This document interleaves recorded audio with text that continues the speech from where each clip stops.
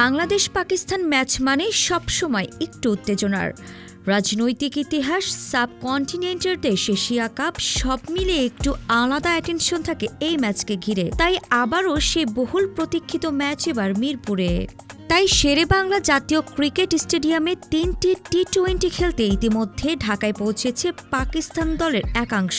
আজ বুধবার সকাল 8টায় শাহজালাল আন্তর্জাতিক বিমানবন্দরে অবতরণ করেছেন এক গ্রুপ। দলের বাকি অংশ ঢাকায় পা রেখেছে বিকেল 5টায়। এই সিরিজ শুরু হবে আগামী 20 জুলাই। বাকি 2 ম্যাচ অনুষ্ঠিত হবে 22 ও 24 জুলাই। বাংলাদেশে আসার আগে সোমবার করাচির ন্যাশনাল ব্যাংক স্টেডিয়ামে সংবাদ সম্মেলনে এই সিরিজ নিয়ে কথা বলেছিলেন পাকিস্তানের অধিনায়ক সালমান আলী আগা। সেখানে ঘরের মাঠে টাইগারদের ছোট করে না দেখে উল্টো বাংলাদেশের শক্তিমত্তার প্রশংসা করেছেন তিনি। ওয়ালটন এখন দেশের সীমানা পেরিয়ে পৌঁছে গিয়েছে 50টিরও বেশি দেশে।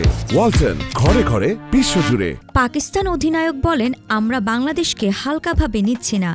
করাচিতে আমাদের অনুশীলন ক্যাম্প খুবই মনোযোগী ও পরিপূর্ণ ছিল। আমরা দুর্বলতা কাটিয়ে ওঠার জন্য কঠোর পরিশ্রম করেছি এবং এমন পরিবেশে অনুশীলন করেছি যা বাংলাদেশে খেলার সময় প্রত্যাশা করছি। বর্তমানে পাকিস্তানের টেস্ট অধিনায়ক শান মাসুদ আর ওয়ানডে দলের নেতৃত্বে দিচ্ছেন মোহাম্মদ রিজওয়ান। গুঞ্জন উঠেছে শান মাহমুদ ও রিজওয়ানকে সরিয়ে 3 ফরম্যাটে সালমান আগাকে অধিনায়ক করার চিন্তা চলছে বোর্ডের ভেতরে। এই বিষয়ে পাকিস্তানের টি-20 অধিনায়ক আগা বলেন, আমাকে নিয়ে বলা হচ্ছিল যে আমি 3 ফরম্যাটে অধিনায়ক হতে যাচ্ছি। এই খবর তো আপনারাই দিয়েছেন। আমি জানি না আপনারা কি বলতে পারেন। এখন পর্যন্ত ওডিআই অধিনায়ক নিয়ে আমার সঙ্গে কোনো আলোচনা হয়নি। বাংলাদেশের বিপক্ষে রেস্টে রাখা হয়েছে বাবর আজম, রিজওয়ান ও শাহিন শাহ আফ্রিদিকে। তবে 2026 টি-20 বিশ্বকাপে দলের পরিকল্পনায় 3 তারকা ক্রিকেটার আছেন বলে জানান সালমান আগা।